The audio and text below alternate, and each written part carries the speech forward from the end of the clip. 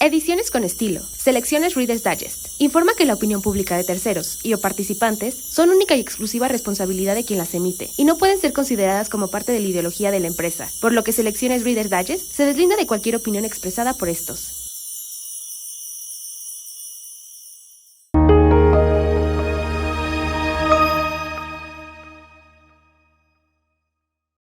Bonita vida, yo soy Critia Mach, bienvenidos a Super Mamás. ¿Cuánto hemos hablado, cuánto hemos evitado inclusive hablar de la muerte? A mí la palabra, ya me causó escalofríos, pero bueno, no podemos evitarla en personas que queremos y tampoco la nuestra. Entonces les tengo aquí un regalazo, Jackie Herrera, doctora Jackie Herrera, bienvenida. Gracias, al contrario, el regalo es para mí poder estar aquí hoy contigo. Desde Monterrey. Yo quiero decir que Jackie es anestesióloga, médico anestesióloga, y entonces eso me parece a mí fundamental, porque bueno, también creo que tanto tenemos miedo a la anestesia, ¿no? Por esta misma parte de perder un poco de conciencia. Seguimos en vida en la anestesia, pero estamos un poquito fuera de nuestro sí, ¿no? Es perder el control. Perder el control, exactamente. Jackie se ha especializado en tanatología, que ahorita nos va a contar un poquito, y también se ha especializado en cuidados paliativos, que me parece una joya. Cuéntame, por favor, primero de qué es la tanatología. Claro que sí, la tanatología es la disciplina que nos va a ayudar a darle sentido a las pérdidas. Tú sabes que cuando sucede la pérdida, te empiezas a hacer tantas preguntas.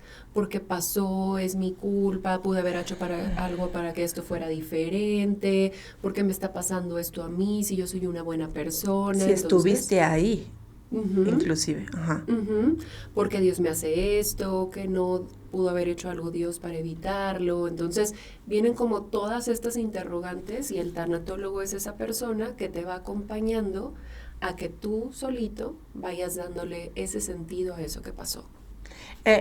Un tanatólogo trabaja con los familiares de la pérdida en caso de fallecimiento o en la pérdida de un duelo, de un divorcio, de un trabajo.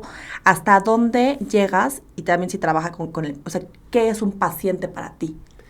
En realidad, cualquier persona que esté experimentando la pérdida, como puede ser el paciente, por ejemplo, me pasa mucho, pacientes con enfermedades crónicas, vamos a suponer una esclerosis múltiple, y que me dice el reumatólogo, oye, ¿sabes qué? Es que estoy teniendo problemas con esta paciente porque está batallando para aceptar su enfermedad, entonces no se quiere tomar las medicinas, entonces esto va para peor. Pues bueno, entra el tanatólogo para ayudarle a que llegue esa aceptación, como puede ser los familiares que ya perdieron a alguien, o como decías ahorita, pues cuando pasas por un divorcio, una separación, una mudanza, todas estas situaciones que a veces no tomamos tanto en cuenta, pero que en realidad son pérdidas que vamos teniendo a lo largo de la vida. Yo cuando hablo de pérdidas, siento que te duele el alma. O sea, yo no encuentro una manera mejor de decirlo, porque no es que te duele la cabeza, que eso se quita con una pastillita, ¿no? Claro. Que te duele la pierna. O sea, en realidad cuando te duele el alma, no encuentras a veces consuelo. Y lo que me estás diciendo me hace mucho ruido, pero del bonito, de que exista una profesión, exista un profesional que te ayude a poder aceptar y poder caminar, e inclusive poder, importantísimo, trabajar tu propia trascendencia, tu propia muerte. Claro. La puedes hacer desde antes, porque yo creo que tenemos tanto miedo a enfermarnos. Yo no me quiero enfermar, nadie aquí, tampoco ya aquí nadie se quiere enfermar, yo lo sé. Tenemos tanto miedo de la enfermedad que dejamos de vivir. Tenemos tanto miedo de perder a alguien querido, a alguien amado, suena muy fácil decirlo, pero a veces tendemos hasta a evadir, y evadimos, digo, aquí ya me estoy desviando un poco del tema, pero podemos evadir en trabajo, en adicciones, en fiestas, en miles de cosas, porque el sentir tanto nos hace el pensar que podríamos perder lo que estamos perdiendo a cada momento, porque cada segundo lo estamos viviendo y es un segundo menos. La tanatología creo que es parte de canasta básica, porque evidentemente estamos perdiendo cada segundo células, tiempo, espacio, todo. Claro. Cuéntame, pero, ¿qué hacemos? No, y no te estás desviando para nada, porque al final todo esto que ahorita tú mencionabas, nosotros lo llamamos formas de escape temporal. O sea, sí, a veces reconocer nuestra vulnerabilidad es algo tan fuerte que yo no me siento capaz de tolerar todo esto y tomo todas estas conductas para escapar de eso que yo siento que no puedo tolerar, ¿no? Pero bueno, la verdad es que la tanatología también es como un proceso educativo porque nadie nos enseña qué hacer cuando perdemos algo. Ojalá en las escuelas hubiera este curso de educación emocional, porque en realidad desde niños empezamos a perder. Ahorita que tú lo decías, con este miedo a enfermar, pues recientemente con la pandemia todos perdimos la seguridad, ¿no? Todos teníamos como este miedo constante de enfermarnos. Nuestros niños, pues ¿cuántos niños no tienen, por ejemplo, la pérdida de la separación de sus padres o de ellos recibir un diagnóstico, perder una mascota, tener que pasar por una mudanza? Entonces, qué bonito sería que empezáramos a hablar de estos temas desde que somos pequeños y no hasta que verdaderamente estamos experimentando el dolor emocional. Ya, qué bonito lo que dices. Creo que sí tenemos que, todas las mamás, los papás, educar a nuestros niños. A mí me costó mucho porque yo a mis 4 años le pregunté a mi mamá y le dije, oye, y mi mamá, pues la verdad que no tenía ni idea porque yo creo que ella ni se le había preguntado. ¿Qué pasa cuando morimos? Bueno, o sea, me dijo, pues no sé. Yo en un momento entré, porque yo pensaba que éramos eternos y ni siquiera sabía la eternidad. Y también me da miedo ser eterna, ¿no? O sea, digo, qué fuerte todo el tema, ¿no? Y no supieron nunca cómo explicarme. Luego, en las películas de terror, por ejemplo, yo ya las tengo prohibidas para mí misma, pues evidentemente para mis hijos, porque siempre es el fantasma, que el muerto, que el zombie, que tarararara. Todo eso se nos queda en nuestro inconsciente, según yo, y vemos la parte de la muerte como algo, lo peor que te puede pasar y que es inevitable. Uh-huh. Y hace poquito se murió mi novio, que yo le llamo ahora mi novio del alma. Porque sí queremos otro novio, ¿verdad? Sí queremos otro novio. Llamo a mi novio del alma y yo estaba en Cancún con mis hijos, no pude estar con él. Que habla ya aquí mucho del tema de el que dices, híjole, es que si yo hubiera estado, bueno, a ver, es lo que pasó, ¿no? Claro. Y lo que hice, que es a lo que tú le llamas como demostrarle educacionalmente esto a tus hijos y a ti mismo, es que hicimos un ritual súper lindo. La verdad es que mis hijos le escribían en los listones de gracias por querer a mi mamá. Oh, y luego fuimos a la playa y padrísimo y pasamos unas fiestas divinas, ¿no? Evidentemente sí me vieron lagrimear, pero caminar. Ajá. Y creo que eso para ellos siempre se lo van a recordar, de decir, hay una pérdida y cómo la trabajamos. Totalmente. Cuéntame cómo se maneja este tema de cómo trabajamos, porque pérdida va a haber. Claro, y importantísimo lo que dices, porque muchas veces como mamá o como papá no queremos que nuestros hijos nos vean llorar. O sea, decimos, es que lo voy a traumar, es que mejor me espero que mis hijos se duerman para yo poder permitirme dormir, claro. O tengo que salir de casa. A veces me platican los pacientes, es que yo me invento una vuelta al súper o algo. Yo ya lo he hecho, ¿eh? Sí, o sea, para ahí permitirse llorar o en el auto y demás. Y no, al final el niño siempre nos está viendo. Entonces, si él ve que mamá o papá, cuando hay una pérdida, se permite llorar y después sigue adelante, hay una congruencia. Es muy diferente a cuando, pues aquí no pasó nada, no se vuelve a hablar del tema, todo sigue como si nada. Entonces el niño se puede quedar como con esta idea de, pues entonces, ¿qué es lo que pasa? O por qué, a veces también puede ser que el niño tenga emociones y no las expresa porque mamá y papá no las están expresando. Entonces, claro. No está mal que incluso nosotros nos acerquemos con ellos y yo le diga, por ejemplo, oye, mi amor, me siento muy triste porque extraño mucho a tu abuelito. Y entonces eso le abre la puerta al niño para decir, mamá, yo también lo extraño, ¿no? Claro. Y hacer algo juntos. Claro, porque muchas veces pasa que tú como niño y como adulto inclusive dices, ¿por qué me está doliendo tanto el alma? Uh-huh. O sea, estoy mal, uh-huh. O sea, ya no me entiende nadie y ahí vienen, bueno, tantas cosas que, inclusive, yo aquí ya hablando de ya saben que siempre saco aquí la lágrima, de un adolescente. Un adolescente pierde su niñez y es de, ay, pero tú normal, tú síguele adelante. Claro que duele un montón. Claro. Y esa pérdida también es, o sea, no te puedes escapar de ella, doler, que te duela perder tu niñez, uh-huh. Te duele el alma. Claro. Y ahí vienen muchas adicciones también. Claro. y muchas escapadas. Sí, el adolescente no le gusta ser diferente, ¿no? El Exactamente. adolescente no se enoja.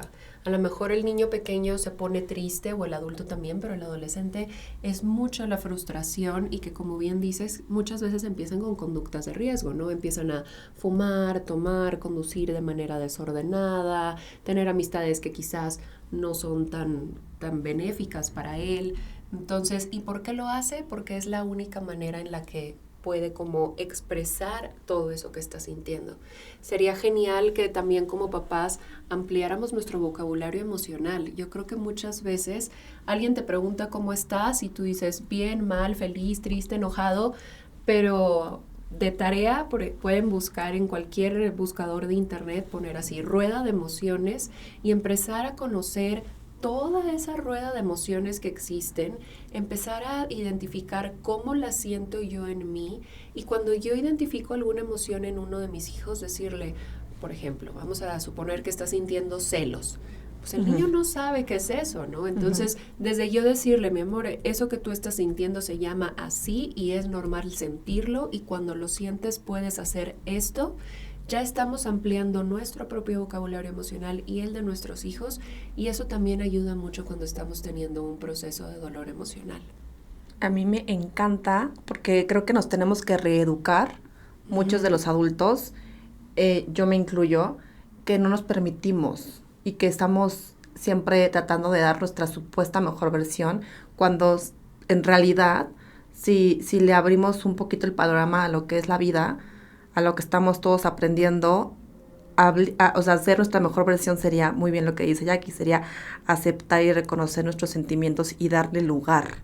Totalmente. A ese dolor, llámese el que quieras.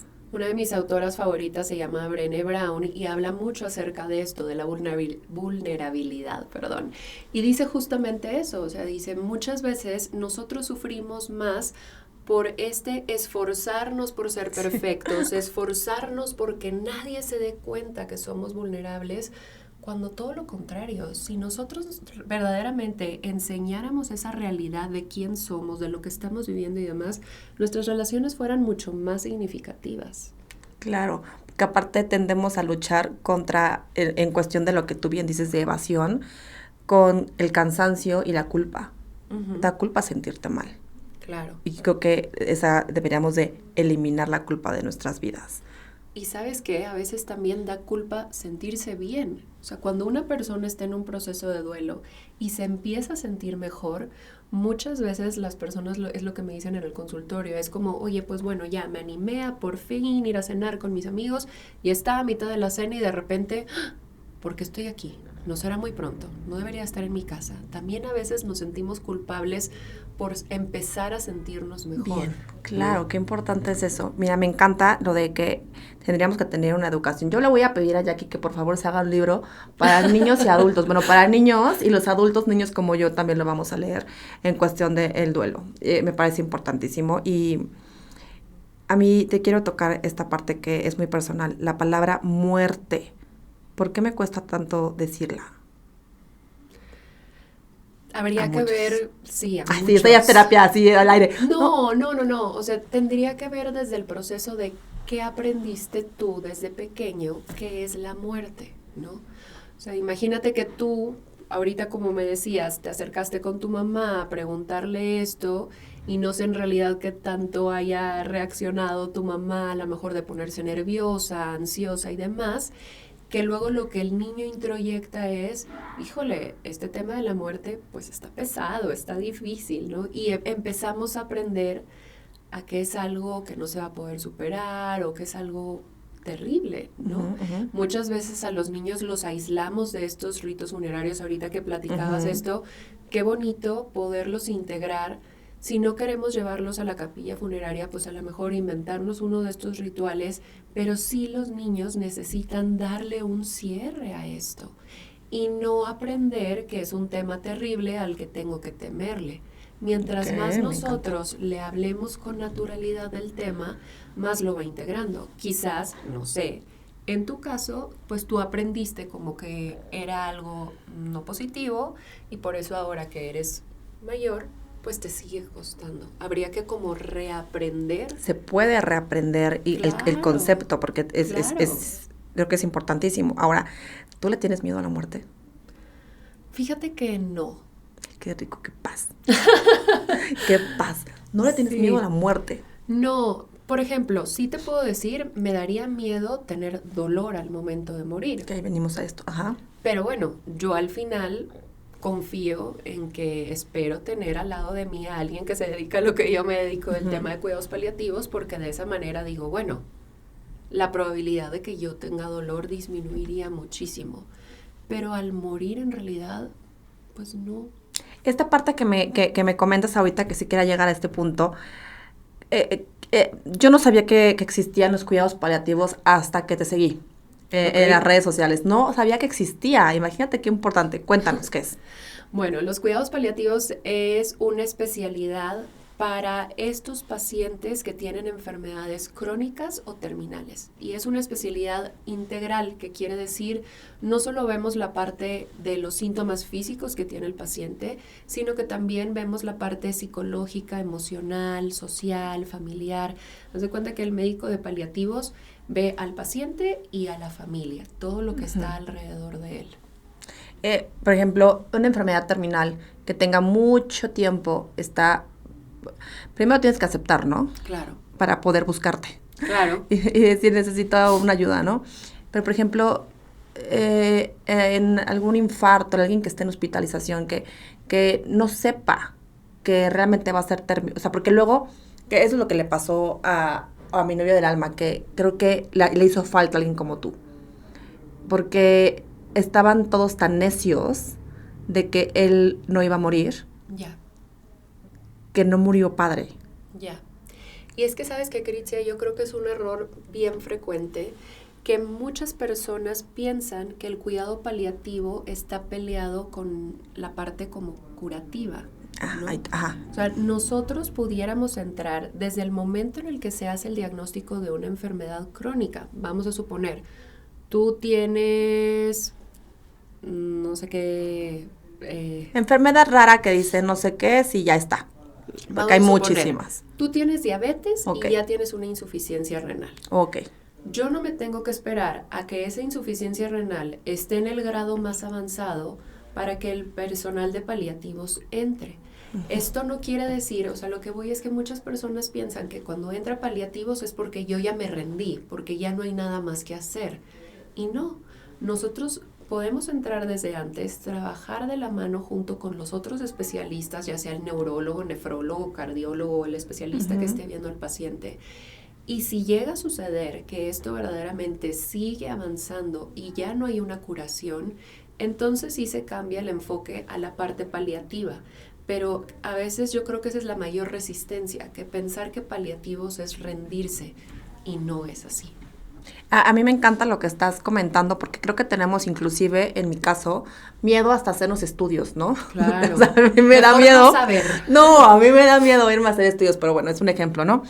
Vas a hacerte un estudio y te sale algo que no está tan padre, o por la edad, o por el estilo, o por lo que tú quieras, genética, lo que tú quieras. El que te busquemos a ti no quiere decir que me faltan 2 días de vida. Yo puedo buscar a ti para que me ayudes en un proceso de dejar todo tranquilo en cuanto a testamento, desde el testamento, Claro. desde dejar todo tranquilo de cómo quiero que sea mi despedida de este plano en cuestión de mi cuerpo. Y pueden a lo mejor durar 30 años, ¿no? Y se van todos antes y yo ahí sigo, ¿no? Podría ser, ¿no? Claro. Pero tú llegas a esa parte tan difícil que en cuestión, ¿no? De aceptar la enfermedad, de decir cómo la voy a manejar, a quién sí le voy a decir o no, qué me